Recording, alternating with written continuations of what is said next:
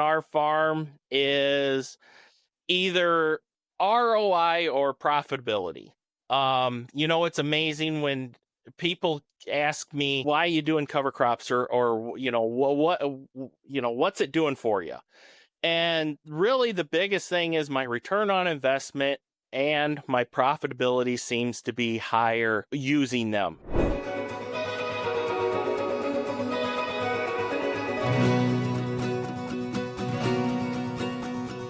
Hi, and welcome to Illinois Corn TV. I'm John Klemm, farmer in Illinois, as well as a director on the Illinois Corn Marketing Board. We're really pleased to be joined by Jay Whalen of Whalen Farms. He's also a seed specialist with ProHarvest Seeds. So welcome, Jay. Glad to have you. And why don't you start out by telling the listeners a little bit about yourself? Yes, thank you, John. I'm Jay Whalen. I'm a fifth generation farmer here just west of Streeter, Illinois. I farm the operation. We got about 2,000 acres that we farm with my dad and my sister, and working on getting our sixth generation started with my niece and son. So that's kind of where we sit at. That's fun. That's fun. We're bringing our sixth generation in as well, getting Yep. to work with my son. So I can appreciate what you're going through there and the enjoyment that can bring to you. So It does. glad to see that you're coming to us from a cornfield today. Crops are really taking off here, and we're doing everything we can to grow the best crop we can in Illinois. We're going to talk a little Yep. bit later on about some of the practices that you're doing to raise that crop. Got a question for you. Why was the cover crop so popular? Why was the cover crops? I don't know. Well, it's because it always had the field covered. Got a bit Yep, of I kind of think it of it as a does. sports team, right? We're Yes, covering the entire field. Yep. It's that kind of it the jock does. of the club. Kind of the Yep, jock of the club. So yeah. that it is. Um, So you told us a little bit about your operation, your farming with family, which is awesome. Do you wear any other hats? We alluded to the fact that you're a seed specialist, ProHarvest Seeds. What are some of the other hats that you're wearing in daily life? So yeah, I'm a seed specialist with ProHarvest Seeds. End up busy, really busy with that, selling corn, soybeans, cover crops, forages, alfalfas, everything under the sun with them. That keeps me real busy. And then yeah, just basically farming and raising family. Um, just pretty well takes up all my time. Yeah, that's. I imagine it gives you a really nice perspective. You're learning about things on your own farm. You also get to learn about things on other people's farms and pull those things together to help really make the best of both worlds and help those It around you in all situations. Yes, it really does. Being able to see, especially when it comes to the cover crops, being able to see them work on my operation, but then other people's operations and, any problems or issues that come up, it really gives me a wide variety of looking at, the whole operation and just of things with implementing cover crops. Yeah.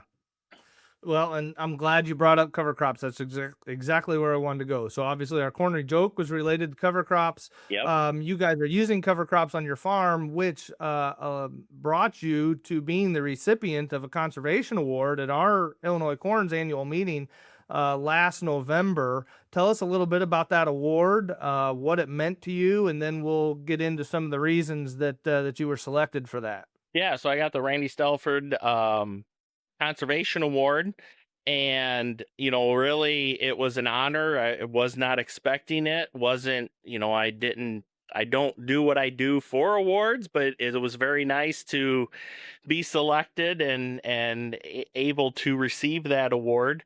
And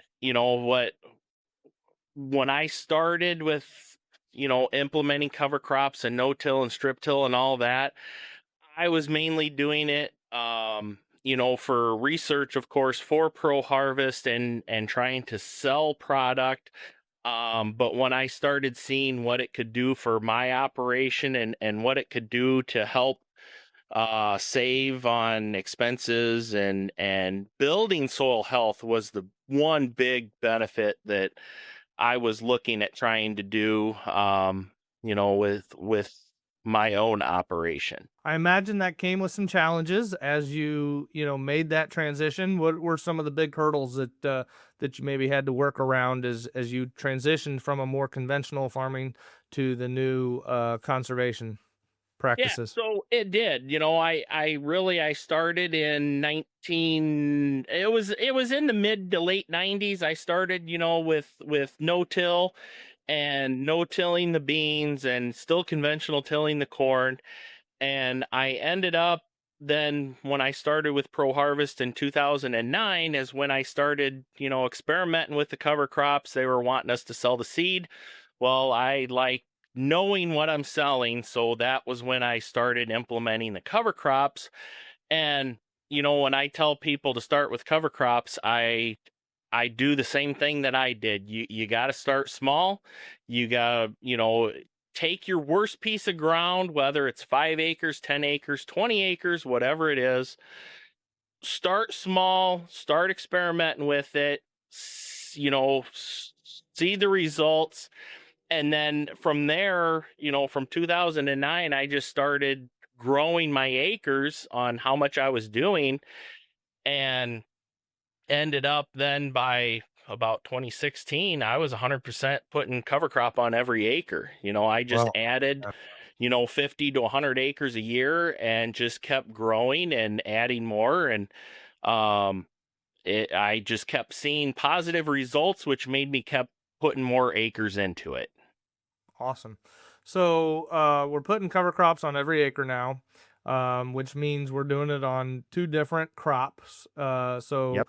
I imagine you've got a lot of different mixes, combinations, things of that nature going on out there, which then equates to a lot of different management. And how do you keep up with the management of the management, if you want to put it that way? I don't know how it's hard for me to comprehend because I'm at the stage where we're just starting. So Right. I look forward and go, whoa, I don't know how we're going to do this, but I know there's a way to do it. Yes, there is. And like I said, the biggest thing is starting off small. Do small acres, do your worst producing acres is really the best place to start. And like I said, I've got to the point where I'm putting I've tried, and there again, you try different things as you go along. I am to the point right now to where every acre of corn stalks gets cereal rye put on them. Cereal rye is a very easy to manage cover crop. You don't need to change a lot in your operation. You can just put the cereal rye out in the fall, do your, normal burn down in the spring, plant your beans, and it just works really well just to keep that cover through the winter and into the spring, on the beans. Now, ahead of corn, yeah, it takes a little more management, but I've got my operation fine tuned now to where I do half the acres of oats and radish just because it winter kills and it's easy to manage. So my acres that are farther away from the home base, a lot of them get that mix because it doesn't take a lot of management. And then my acres that are closer to the operation, they're the home base. I do annual rye and radish, and of course that takes more management because you have to terminate that rye in the spring before you do the corn. The other thing is that rye, I kind of have to change my um fertility and my nitrogen application because I can't put liquid in the burn down. I just can only use water and Roundup to kill Okay. the annual ryegrass. So then I come back, and with those acres being close to the operation, makes it easy to side dress then shot of nitrogen later. So it's a lot of that as you go along and use the cover crops. You end up learn those things, and that's one thing I try to do is promote and teach these guys how to implement the cover crops into their operation. Well, and I think I'm hearing it's probably no different than any of the other farming practices that we all have. Find what fits best on your farm, right? There's a Yeah, lot of options, exactly. a Yep, lot of different scenarios. Some people farm everything is close to home. Some yep. people are spread out. So find those situations that work best for you, and trial and error, right? Correct, Yeah. correct. And every operation is different. Everybody farms differently, as you Yep. know. So it's the biggest thing is having an open mind. It's not an overnight or a 1 year thing that you're going to see the results right away. It's something that takes time. And that was the other thing when I was getting into cover crops, we had no data. We had no information at all. We had no proof. That is one thing that why my popularity is starting to increase now is I've actually got soil test results. I've got yield data. I've got proof and I've got information now that I have that I didn't have when I started doing this and starting to promote cover crops. Okay. Okay. So some of the data, I assume, is going to include, well, you said soil tests, but Hmm. deeper than that, fertility within those soil tests. Yes. What have you found from a fertility standpoint? Has it drastically changed what you're doing? Or, talk to us a little bit about that. So yeah, the biggest thing that ended up really I noticed and it changed was my soil health. And uh I ended up working real close with my local soil and water conservation district, and in their equip program I was able to do Haney testing, soil testing, and I had a 3-year program with them with doing the soil testing differently than what I originally had. And that was my big eye opener.